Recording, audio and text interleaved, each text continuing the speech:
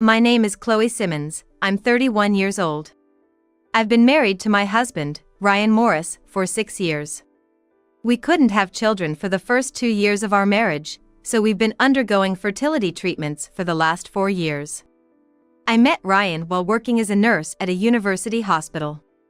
Ryan was a pharmacist near the hospital pharmacy. When we got married, Ryan took over his family's business, Morris Pharmacy. My father, who is a doctor, gave us a house and a car as a wedding gift. I'm living peacefully as a housewife in our spacious home. Again, you've fallen asleep here, you're gonna catch a cold. Ryan is dozing off with his head on his study desk. He's been working late every night, studying to turn around the struggling Morris Pharmacy he inherited from my father-in-law. Geez, papers are scattered everywhere. Are you sure you don't have any important documents? I ask, but he shows no sign of waking up.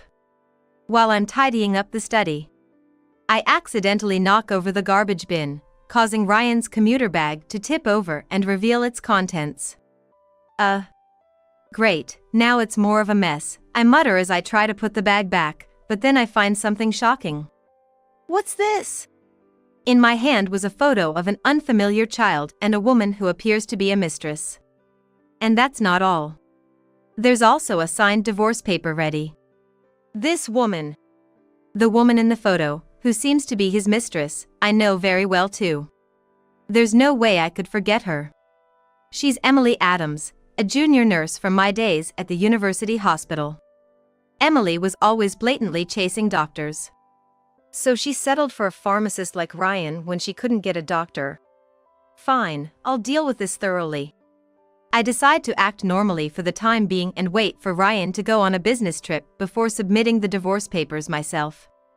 Feeling obliged to explain to my in-laws, I visited my in-laws' home. Hey, there's something serious. Oh, Chloe. Well, we're sorry about our son. Cooper is struggling for words. Well, I'm retiring from the pharmacy. Ryan took over, but when it comes to the next successor, we can only think of a grandchild. As much as it pains us, Emily has given birth to the successor, so we thought Ryan should divorce you and remarry Emily. Maybe you can forgive Ryan because he's your son, but forgiving Emily too, that's just wrong. I get it, I do, but Joel, I think you're misunderstanding Emily. She was kind enough to write a letter to me and Mom. She wrote candidly about her feelings for Ryan, the child, everything. They've been completely fooled by Emily. Everything's going exactly as she planned. Well, I have my own plans. I sold the house and the car and vanished completely. Ryan and my in-laws must have panicked because they started looking for me everywhere. Eventually, my father must have told them where I was. They came to visit me at the vacation home owned by my father, the Simmons family, bringing Emily along. I don't know what you're gonna say, but I have evidence. I hired a detective and had them submit lots of photos as proof. It's showtime to wake up my in-laws from Emily's deception. Ryan and Emily sat on the sofa facing me, while my in-laws brought chairs from the dining table to sit on. Emily, long time no see. Never thought we'd meet again like this. I mean, you were all about doctors, right?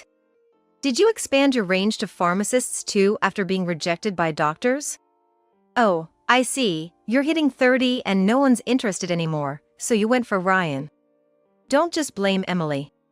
I'm equally guilty, and Joel and I are already divorced. Ryan was completely defiant. I couldn't believe his nerve even now. Then why did you look for me? Just leave me alone. Well, everything from the house to the car was gone, so we thought maybe Joel had done something rash. What? I would never do something like that. They thought I was so shocked and damaged that I couldn't stand up. No way. I'm not that weak. I've got a ton of shocking truths for you and for your parents too, all with evidence. It's only right that I get blamed. But Emily has my 2-year-old child. I know Joel went through a lot with the fertility treatments, but I gotta take responsibility, right? The letter that Emily gave you, it's all lies, you know? I was laying a trap. Even a detective couldn't get the contents of a letter given to my in-laws. But it was probably some tear-jerking, tragic heroine story. Emily understands Ryan well. She doesn't stir up his complex about not becoming a doctor. Joel's father does everything for her, right? But sometimes, that feels like looking down on our family. Emily supports Ryan, she's kind to us. She brought us the good news we've been wanting about a child. After all, when we run a family business, succession is a big deal. Emily has been like a real daughter to us, cozying up to me and Dad, and even gave us a grandchild. She's gonna live with us when she marries Ryan. She's promised to take care of us in our old age. Even though she's a nurse too, she's so different. I know my in-laws have always felt uneasy about the stark differences between their home and my family's. But at least I've never been arrogant or bragged about it. So, Emily's the perfect daughter-in-law, and I'm a failure, right? Cooper and Jasmine exchange glances and communicate silently. They're completely moved by Emily's letter, which is rare for young people to write these days. Well then, let me add some fuel to the fire. I lay out several photos on the glass table. This is Emily in these photos, right? And the guy a bit ahead of her, that's her lover, isn't it? What? Emily's lover? My in-laws lean in to look at the photos. She's been with this guy for 3 years. 3 years? That's about when she started seeing me. Ryan, you're so clueless. This guy is the father of Emily's child. That can't be true. For these 3 years, I've been providing for Emily and making sure our son, Asher, has everything he needs. You're saying he's not my son? That's nonsense. Jealousy is so unbecoming, Joel, it's not like you. I know you don't want to believe it, but there's something definitive. Ryan and his parents wait eagerly for my next words. Emily's eyes are darting around. She must be scared, I think. She always did when she was unsure as a nurse. Ryan and I have been going through fertility treatments for 4 years, but we never had a child. There's a reason for that. Ryan has azoospermia, he's infertile. I've wasted these 4 years putting my body through all this for nothing. Is that certain? If it's just a bitter lie from Joel, it's not funny. You have to watch your words. Here's a diagnosis from the doctor. But that alone won't convince you, will it? Then why not do a DNA test? I've talked to my father, we can do it any time. Here's the DNA kit. Just swab your saliva on this cotton swab. What do you say, Ryan? Emily? We definitely want to do that. Then Emily can prove without a doubt that Asher is Ryan's child.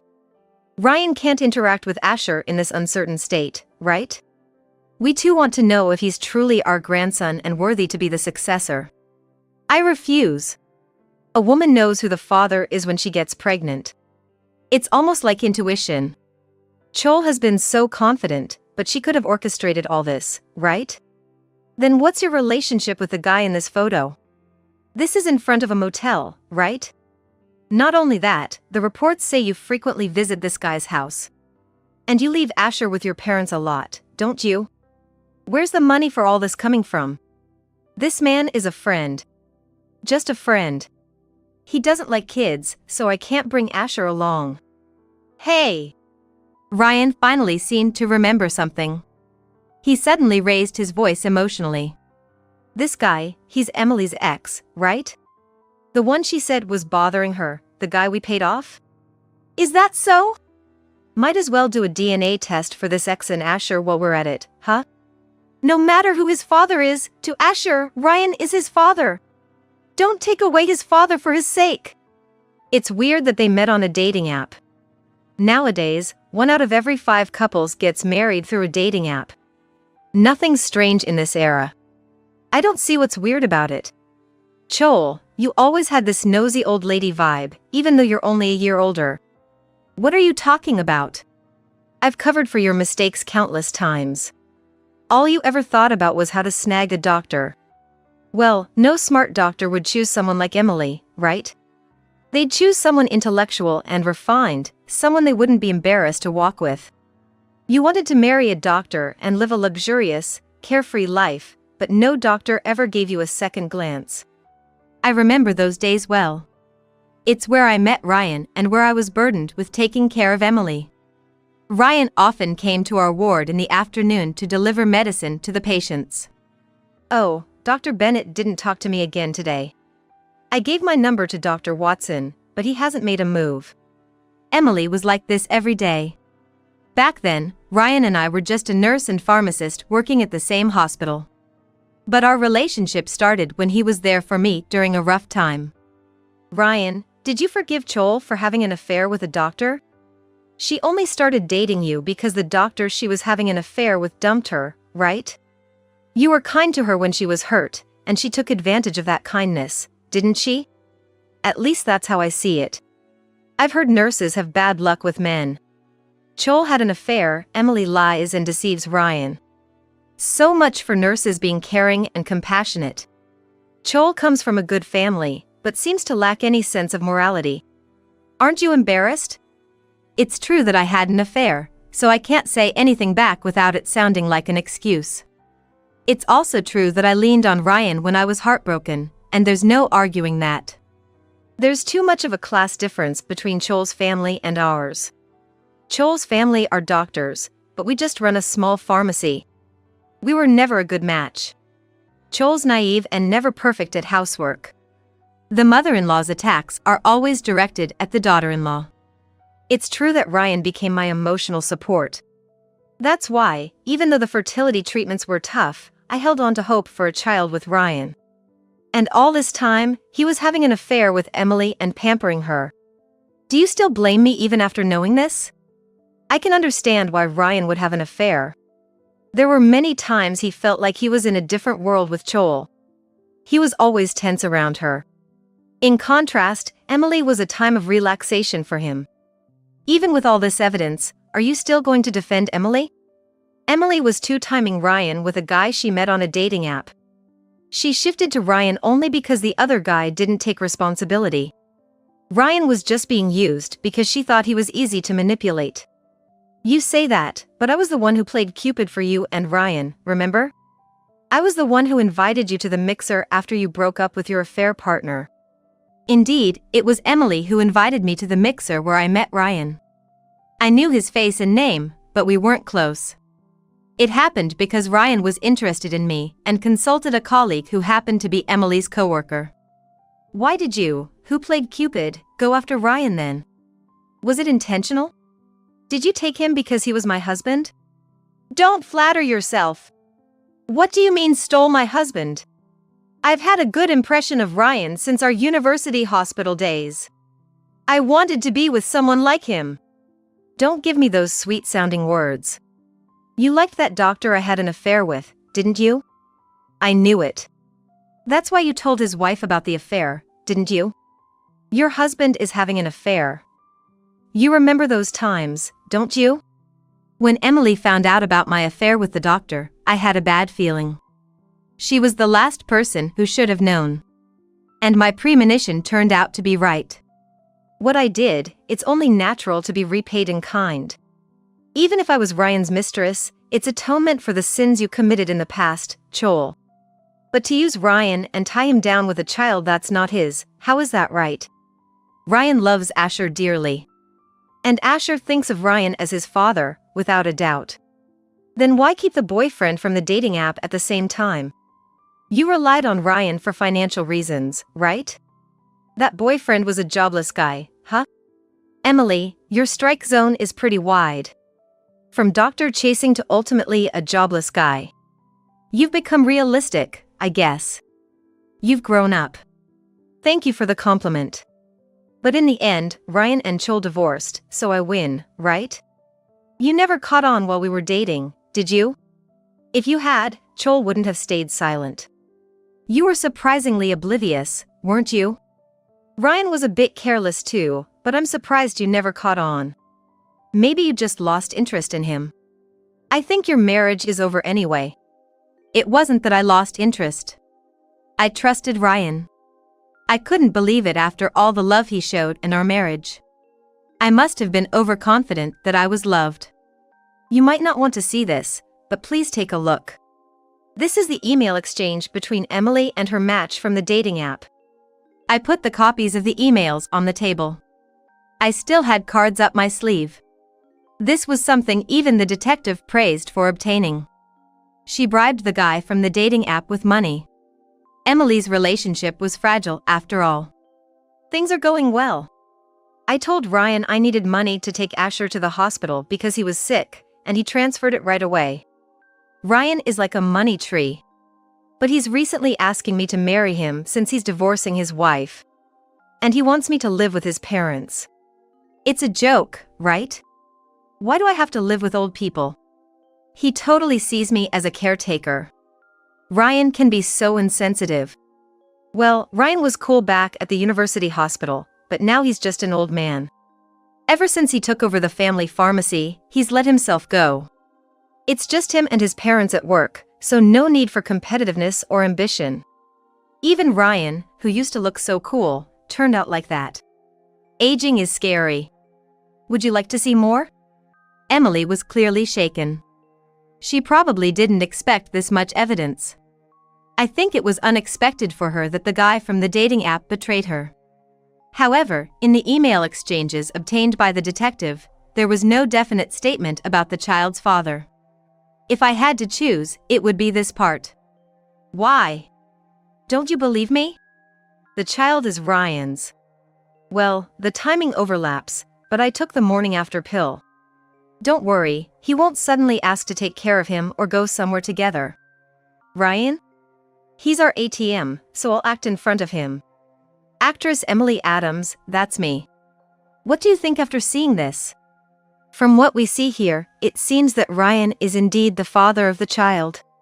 But Chol, you just can't accept that Emily's child is Ryan's, can you? I was planning to settle this with a DNA test, but Mom and Dad, you're okay with leaving things uncertain? If so, there's no need to bother with a DNA test.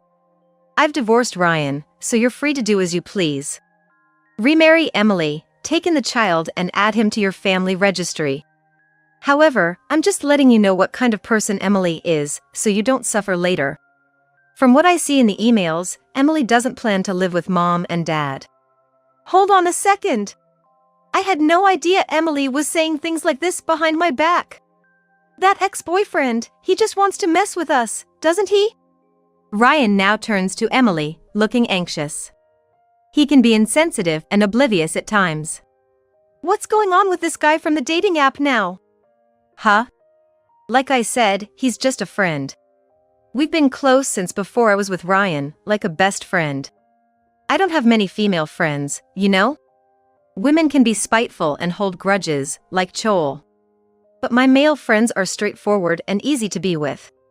That's why I'll continue to be good friends with him.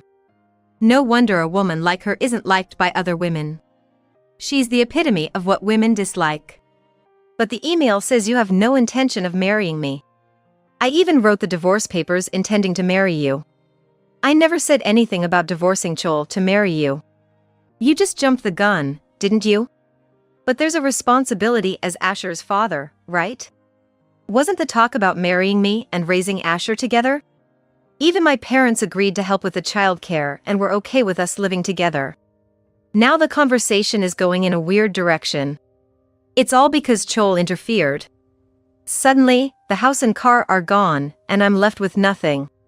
Chol's enjoying her time in the vacation home. Really, Chol, raised as a spoiled lady, never considers others. And now hiring a detective and exposing all this? You just want to bring down me and Emily. Yes, it's none of my business anymore. But it's been proven that you're infertile, Ryan. I pointed emphatically again at the doctor's diagnosis I had laid out on the table earlier. Are you still going to acknowledge Emily's child as your own after seeing this? That's a fake diagnosis, right? Anyone can forge that. Why stop me from having a child just because you can't? Dad always talks about a successor, but do you know how tough it is to run the pharmacy? I've been handling the finances, and at this rate, it might end with Ryan, not even make it to the next generation. Actually, it's hard to say. I've had to ask Chol's father for financial help. Wait a minute. Emily, I want to know how you feel. Do you really want to marry Ryan and live with his son? It seems like you're avoiding the question. Joel has gone to great lengths here. I think it's her final act of kindness. You were married for 6 years. Joel must have some feelings. They say blood relation doesn't matter, but honestly, I don't think I can wholeheartedly love and cherish a grandchild who isn't related by blood. I'm not too bothered about it. I can see him as an important grandchild who will be our successor. Dad, you keep talking about a successor, but do you realize how tough running the pharmacy is? I've been handling the numbers, and at this rate, it might end with Ryan's generation. Actually, it's hard to say. I've had to ask Joel's father, Mr. Simmons, for financial help. That was news to me. It must be a dire situation for the proud Morris family matriarch to swallow her pride and ask for help. Despite complaining about how different our worlds were, they turned to money when in need. So, you're talking about selling the store, right? What? Huh? Well, I was gonna talk about it, but I don't think we can keep the store going. People would rather go to big pharmacy chains. We have a limited selection, nothing new, and high prices. No wonder customers don't come. In the worst case, both Dad and I have pharmacy licenses, so we can find jobs elsewhere. It might be better to sell the store and get it over with. So that's it. Emily really is calculating. Using marriage to Ryan as bait, her goal is to cash in on the sale of the pharmacy. Without such benefits, there's no reason for her to cling to Ryan. She's using the child and the prospect of money to her advantage. It's pathetic how Ryan still doesn't realize this. Don't joke around. Who says we're selling the store? You don't have the authority to decide that. It's a store that's been in the family since Grandpa's time. You worked hard at the university hospital, and I was hoping you'd help boost the store. To think about selling it on your own, what are you thinking? Sure, our small pharmacy is losing customers, but we still have loyal ones. Many have said they'd be in trouble if Morris Pharmacy were gone. We've been getting by thanks to those customers. Yeah, I get that, Mom and Dad. Mom, you think the business is struggling, right? Then wouldn't it be refreshing to sell and have some financial relief? We could use the money to build a multi-generational home. Now I see why the conversation about living together came up. Maybe he felt uncomfortable in the apartment my father bought. At home, they wouldn't have to hold back, and there's no need to keep it constantly clean. Nevertheless, living with parents-in-law is probably the last thing a woman like Emily would want. Does Ryan really think everything will go as he plans? It seems like we're going in a different direction here, so I'm out. Emily's declaration left Ryan, Cooper, and Jasmine looking at her in confusion. I thought living with Ryan and Asher wouldn't be so bad, but it feels wrong. I can't see myself as a homemaker. Being a homemaker is the most boring and the last thing I'd want. Guess this is goodbye to Ryan and me. Wait a minute, what do you mean? I divorced Joel and I'm ready to take care of Asher. Dad and Mom understand about him. And now you're saying goodbye? Literally, goodbye. I'm tired of this. I've reached my goal already. Yeah, right. Emily's aim was to break up Ryan and me. But now that the plan to sell the store seems off, you're taking your hands off his family, right? Joel, you're quick to catch on. So, Ryan has become useless to you, hasn't he? Exactly. Things are getting complicated, so I'm leaving. Emily. Wait. Let's talk this through. I'm left feeling unresolved. Ryan chased after Emily. Cooper looked up to the sky, while Jasmine bowed her head. A month had passed since the meeting at the vacation home. I moved to Hawaii, living a carefree life in my Hawaiian vacation home. I'm even sensing the beginnings of a new romance in this open and free land. Shortly thereafter, Morris Pharmacy closed. Not sold as Ryan had mentioned, but more like it went under due to running at a loss. They ended up in debt instead of making a profit. It seems Emily and Ryan broke up. There was no longer any benefit for her to stay with him. She also broke up with the guy from the dating app. After the man who was supposed to be Asher's father left her, Emily, with no financial prospects, started working. Leaving her child with her parents as usual, she utilized her nursing qualifications to work at a hospital. But she was so incompetent at her job that she quickly got fired. Emily hops from job to job, leading an unstable life.